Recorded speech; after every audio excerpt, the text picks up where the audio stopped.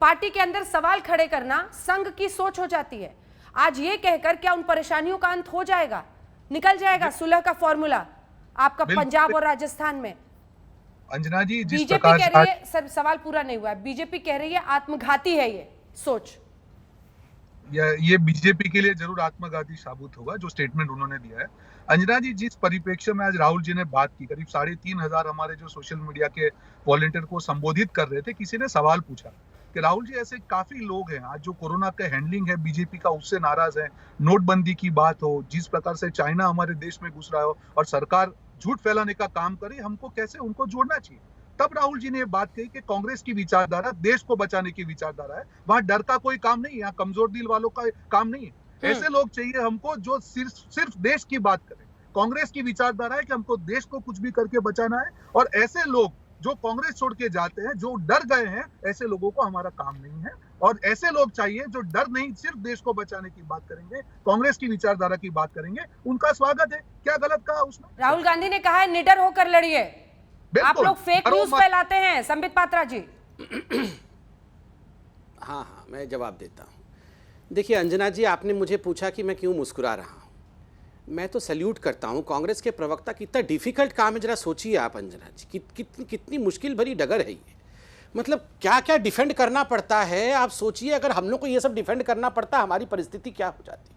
मैं तो आप प्रणाम करता हूँ रोहन भाई को, मेरे अच्छे मित्र भी हैं, अच्छे व्यक्ति हैं, अच्छा काम कर रहे हैं। इतने डिफ़िकल्ट परिस्थिति में भी राहुल जी को डिफेंड कर रहे हैं, ये कोई साधारण विषय नहीं है। देखिए राहुल जी ने कहा कि उनको निडर लोगों की आवश्यकता है, जो लोग बिल्कुल डर से परे हों। मैं तो कहता हूं राहुल जी, आप ही डरना बंद कर दीजिए ना। राष्ट्रीय अध्यक्ष का पद आपने छोड़ दिया था डर के, आप उसे पुनः ग्रहण कर लीजिए। आप फिर से राष्ट्रीय अध्यक्ष, अरे 1.5 साल हो गए कांग्रेस पार्टी में कोई अध्यक्ष ही नहीं है, दल में बल नहीं है तो दल गया है गल। फिर आज छलक रहा है राहुल का जो फ्रस्ट्रेशन है, वो हम सब देख रहे हैं। भाई साहब, दल में बल नहीं है, अभी भी राहुल के जो हमारे रोहन भाई हैं प्रवक्ता, तो आप उनको जबरदस्ती अध्यक्ष क्यों बनाना चाहते हैं संबित जी? आप उनको जबरदस्ती अध्यक्ष क्यों बनाना चाहते हैं? तो वो डिसाइड करेंगे। ये तो आप भी जानती हैं, ये तो बहुत नॉटी क्वेश्चन था। आप भी जानती हैं कि हम क्यों चाहते हैं कि वो अध्यक्ष बने। वही अध्यक्ष, वो बड़े एसेट हैं, देश के बहुत बड़े एसेट हैं वो। आप नहीं जानती हैं कि हम क्यों चाहते हैं कि वो अध्यक्ष बने। हम तो उनके लिए अच्छा कौन कहता है कि हम फासिस्ट हैं? कौन कहता है कि हम लोग दूसरों का सर्वे भवन्तु सुखिनः सर्वे सन्तु निरामया।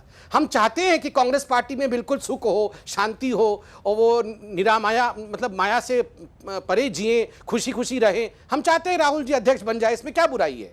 क्यों रोहन भाई भी नहीं चाहते हैं क्या? रोहन भाई भी चाहते हैं राहुल गांधी जी अध्यक्ष बन जाए, हम सब चाहते हैं राहुल गांधी अध्यक्ष बन जाए। जवाब दे दीजिएगा, सुन लीजिए। नड्डा जी का फैसला आपने थोड़ी किया था, मत लीजिए। नड्डा जी का भी फैसला आपने थोड़ी किया था सर। हर पार्टी में एक दो लोग तय करते हैं। बता दे फिर।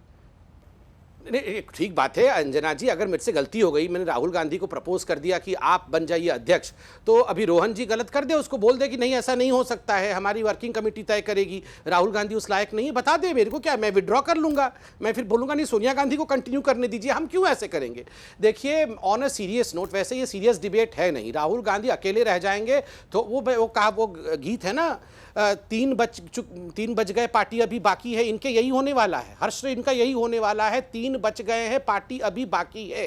और वो 3 कौन है आपको पता है? सोनिया जी, राहुल जी, प्रियंका जी, ये 3 बच जाएंगे, पार्टी फिर भी इनकी बाकी रहेगी। और आप ताक लगाए बैठे हैं कि कौन कौन घुसा के इधर आ जाए, और आप ताक लगा के बैठे हुए हैं। सचिन पायलट, अच्छा सिद्धू जी को वापस लेंगे क्या अगर वो आते हैं? अब पूछ रही हूँ बस ऐसे। नहीं अब वो तो मैं नहीं, कौन आ रहा है कौन नहीं जा रहा है ये मेरा विषय नहीं है। ये आप बताइए, ये सारे संघ के एजेंट थे ये इतने दिन तक क्या?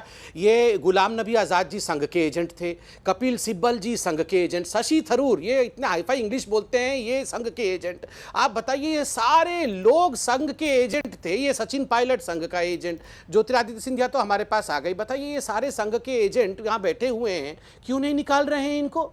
क्यों नहीं निकाल? हमने बोला है।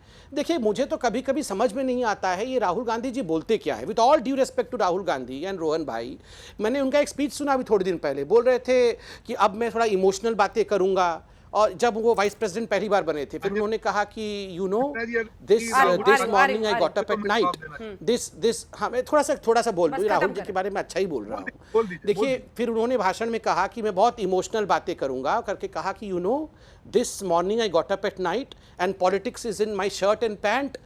बताइए पॉलिटिक्स शर्ट पैंट में है, अब ये क्या किया जाए बताइए, इसको मैं क्या जवाब दूं? इसका जवाब अब देखिए इनके पार्टी का विषय है, रोहन पार्टी का विषय है, मैं रोहन तो जी फिर जवाब भी देंगे, कहूंगा उसके कि बाद राहुल जी को अध्यक्ष आपके पास बनाओ। अनुराग जी और संगीत जी। हाँ मैं रोहन जवाब जी। दे दूं। देखिए संबित पात्रा जी अपने आप को डॉक्टर कहते हैं और मुझे लगता है थोड़ा सा कहीं ना कहीं डिस्टर्ब है, क्योंकि पार्टी में जिस प्रकार से झूठ फैलाने का रोज काम करते हैं और अगर फिर भी पार्टी कदर ना करे तो दुख होना स्वाभाविक है। बेचारे रोज झूठ बोलते हैं, डिबेट में आके चिल्लाते हैं, कुछ नहीं मिलता, बाकी सब ले जाते हैं। संबित भाई मेरी मेरी कोई बात पूरी नहीं, भावना कोई आपके बात साथ नहीं, है। कोई आप बात नहीं, इतना आप झूठ अध्यक्ष बन फैलाते जाओ हैं, कांग्रेस पार्टी का। इतना फर्जीवाड़ा करते हैं, आप बन जाओ ना कुछ नहीं कांग्रेस मिलता पार्टी का है। अध्यक्ष, और ऐसे आपको लोग ले आपको दे जाते दिया हैं जाएगा वो, जिनको आप कुछ चिंता नहीं मत मिलना करो। चाहिए। तो आपका दुख मैं समझ सकता हूँ, मानसिक तौर पे जो असर हुआ है वो आपके ऊपर, मैं आपके साथ हूँ।